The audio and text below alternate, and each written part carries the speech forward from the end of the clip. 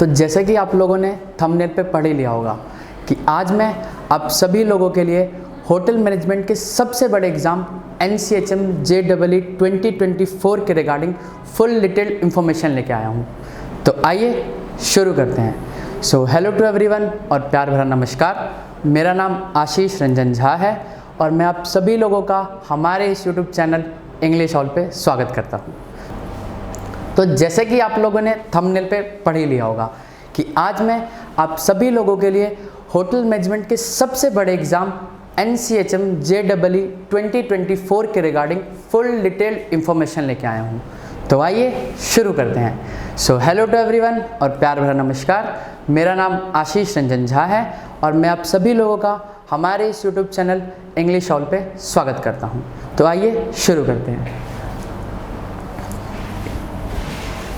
और शुरू करने के साथ साथ एक छोटी सी बात और कि मैंने भी NCHM JEE 2023 दिया था और इस एग्ज़ाम में मैंने ऑल इंडिया रैंक 75 स्कोर करा है। आप मेरा मार्क्स यहाँ देख सकते हैं कि मैंने भी ऑल इंडिया रैंक 75 स्कोर करा है और इस एग्ज़ाम की तैयारी मैंने यहीं एक साल प्रिपेयर करी है, यहीं के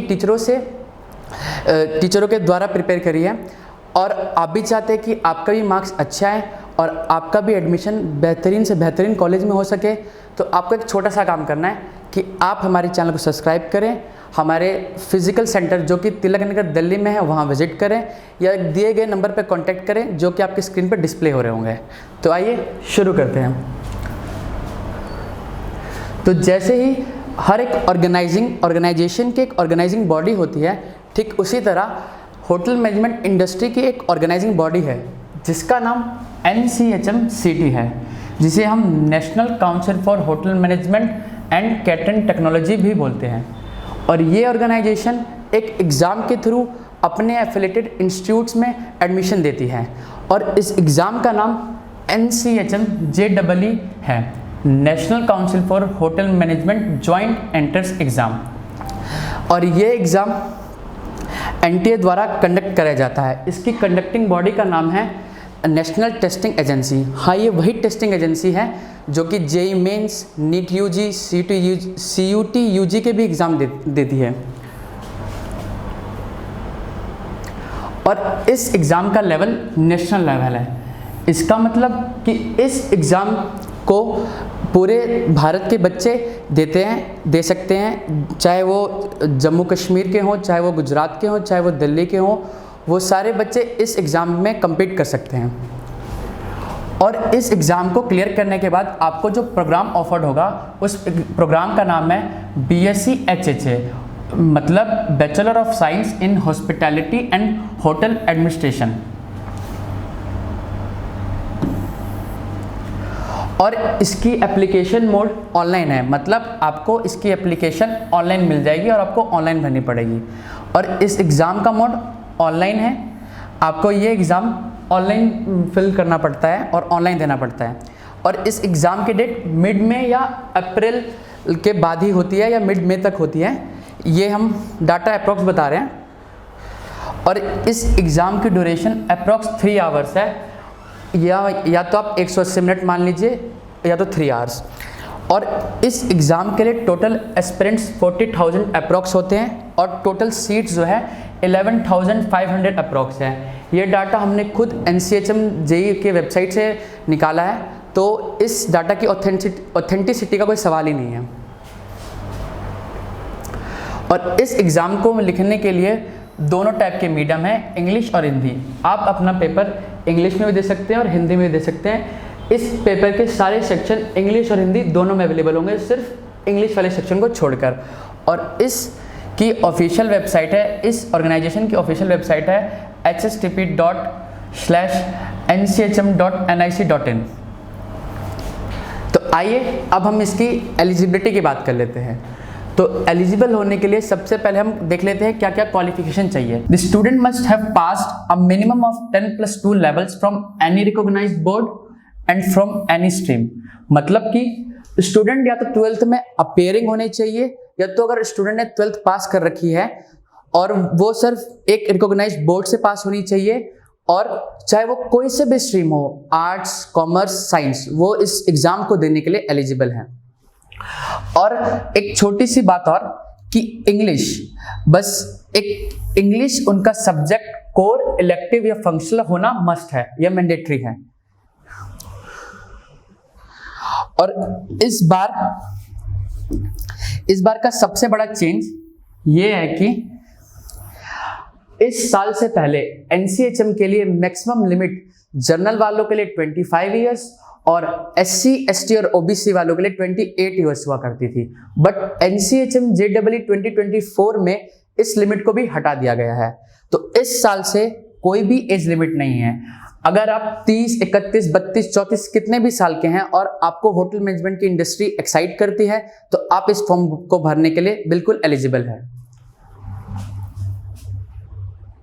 अब इसके बाद हम देख लेते हैं एग्जाम पैटर्न। तो इस एग्जामिनेशन का मोड जो होता है वो CBT मोड है, मतलब कंप्यूटर बेस्ड टेस्ट। आपको अपने फिजिकल सेंटर विजिट करना पड़ेगा, वहां पे आपको अपना पर्सनल कंप्यूटर दिया जाएगा, वहां क्वेश्चंस डिस्प्ले होंगे और उसी कंप्यूटर पे आपको आंसर देना है। अब पता करते हैं टाइप ऑफ क्वेश्चंस। तो ये एक ऑब्जेक्टिव पेपर है। यहाँ मल्टीपल चॉइस ऑफ क्वेश्चंस आते हैं। नंबर ऑफ क्वेश्चंस कितने हैं? तो नंबर ऑफ क्वेश्चंस आपको टोटल 200 मिलेंगे और आपको ड्यूरेशन ऑफ एग्जाम 3 आवर, मतलब कि 180 मिनट दिया जाएगा। और लैंग्वेज ऑफ एग्जाम इंग्लिश और हिंदी जो आपको चूज करना है, आपको फॉर्म फिलिंग के टाइम ही चूज करनी होगी और वही उसी मीडियम में आपको अपना पेपर मिलेगा। अब इसके बात कर लेते हैं हम मार्किंग स्कीम की। तो इस पेपर में नेगेटिव मार्किंग भी है। हाँ जी, इस पेपर में नेगेटिव मार्किंग भी है। आपको +4 मिलेंगे एवरी करेक्ट आंसर के लिए और -1 नेगेटिव मार्किंग होगी रॉन्ग आंसर्स के लिए। अब हम बात कर लेते हैं कि इसकी एग्जाम पैटर्न कैसा है। तो सबसे पहले इसका सब्जेक्ट आता है general knowledge and current affairs. इसके टोटल आपको 30 क्वेश्चंस मिलेंगे और हर एक क्वेश्चन के +4 मार्क्स मिलेंगे। तो 30 इंटू 4 आपके 120 मार्क्स का ये वाला सेगमेंट होगा। उसके बाद हम आ जाते हैं इंग्लिश लैंग्वेजेस पे। तो इंग्लिश लैंग्वेजेस के आपके 60 क्वेश्चंस होंगे और 60 इंटू 4 आपको 240 मार्क्स का ये सेगमेंट मिलेगा। सबसे ज्यादा वेटेज इंग्लिश की ही होती है इस एग्जाम में। उसके बाद आ जाता है रीजनिंग एंड लॉजिकल डिडक्शन, जिसके 30 क्वेश्चन मिलेंगे इंटू 4। इसके भी 120 मार्क्स हैं। तो 15%, 30% एंड 15% की वेटेज रहती है पूरे एग्जाम में इन सब्जेक्ट की। इसके बाद आ जाता है numeric ability and analytical aptitude. इसके भी 30 क्वेश्चंस होते हैं और इसके भी इंटू 4। तो ये भी 120 मार्क्स का, मतलब कि 15% वेटेज होती है। इसके बाद आ जाते हैं aptitude for the service sector. इसके 50 क्वेश्चन होते हैं इंटू 4। तो ये भी टोटल 200 मार्क्स का होता है। ये जो सर्विस एप्टीट्यूड सब्जेक्ट है, ये खास और स्पेशल सिर्फ होटल मैनेजमेंट के स्टूडेंट्स के लिए डिजाइन किया गया होता है। ये किसी भी एग्जाम में नहीं आता, सिर्फ होटल मैनेजमेंट के स्टूडेंट्स के लिए डिजाइन किया गया होता है। ये काफी इजी होता है और हमारे इंस्टीट्यूट में इसके काफी क्वेश्चंस कराए जाते हैं, क्योंकि ये बच्चों के लिए नया होता है और बच्चों ने कभी सुना नहीं होता है इसको। तो टोटल आपका जो पेपर होगा वो 800 मार्क्स का होगा और इस पेपर के अंदर टोटल 200 क्वेश्चंस होंगे। अब हम बात कर लेते हैं कि इस एग्जाम में सिलेबस क्या क्या आएगा। तो सबसे पहले हम बात करते हैं इंग्लिश लैंग्वेज की, और इस एग्जाम में सबसे ज्यादा वेटेज इंग्लिश लैंग्वेज का है। तो इसके अंदर आता है error corrections, fill in the blanks, tenses, idiom and phrases, unseen passages, word corrections, conclusion, vocabulary, sentence corrections, synonyms, theme detections and the subject verb agreement. और एरर करेक्शन के अंदर ही पूरे पार्ट ऑफ स्पीच आ जाते हैं, चाहे वो noun हो, pronoun हो, एडजेक्टिव हो, एडवर्ब हो। इसी के अंदर आपको सारी चीज पूछ ली जाती है। अब इसके बाद आते हैं हम रीजनिंग एंड लॉजिकल डिडक्शन पे। तो इसके अंदर आता है data sufficiency test, linear arrangements, symbols and nations, verbal series, routes and networks, alphabet test, analytical, networks and alphabet test, analytical reasonings, classifications, blood relationship etcetera.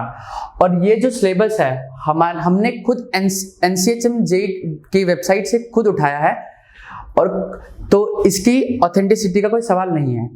मैं फिर रिपीट कर देता हूँ, इसकी ऑथेंटिसिटी का सवाल नहीं है। और यहाँ पे एक्सेट्रा इसलिए लिख दिया जाता है क्योंकि हर साल ये देखा जाता है कि एक दो क्वेश्चंस नए नए सेगमेंट से आए जाते हैं, तो ये प्रिसाइज हम जितना ब्रीफ दे सकते हैं उतना ब्रीफ सिलेबस है। और general knowledge and current affairs, तो इसका सेगमेंट में countries and Capitals, national current affairs, research project, general politics, Indian constitutions, economic sense, support, current events and etcetera. इसके बाद आ जाते हैं हम numerical ability and analytical aptitudes. इसे हम क्वांटिटेटिव एप्टीट्यूड कह के भी बोलते हैं। तो इसमें आता है clocks and calendars, elementary mathematics, HCF and LCM, square roots, arithmetic, logarithms, cube roots, mixtures and alligations, profit and loss and partnerships, races and games, problems on ages, pipes and cisterns. और अगर यहाँ पे हमने अगर कोई point छोड़ा है तो इसका मतलब ये नहीं कि हम यहाँ पे इंस्टीट्यूट में नहीं कराते, हम इंस्टीट्यूट में कराते हैं, बट डाटा को प्रिसाइज रखने के लिए हमने यही सब डाले हैं। अब इसके बाद बात कर लेते हैं हम ड्यूरेशन ऑफ प्रोग्राम की, कि जब बच्चे इस एग्जाम को क्लियर कर लेंगे तो उन्हें कितने साल इस एग्जाम की इस डिग्री के लिए तैयारी करनी पड़ेगी। तो इस प्रोग्राम का जो पूरा ड्यूरेशन होता है वो 3 साल का होता है। अगर आपको BSc hospitality and hotel administration programme करना है तो आपका जो ड्यूरेशन है वो 3 साल का है। बट इसी साल NCHM 2020-24 में एक नया चीज आया है कि अगर आपको BSc ऑनर्स करनी है हॉस्पिटैलिटी एंड होटल एडमिनिस्ट्रेशन में तो आपको 4 साल देने पड़ेंगे।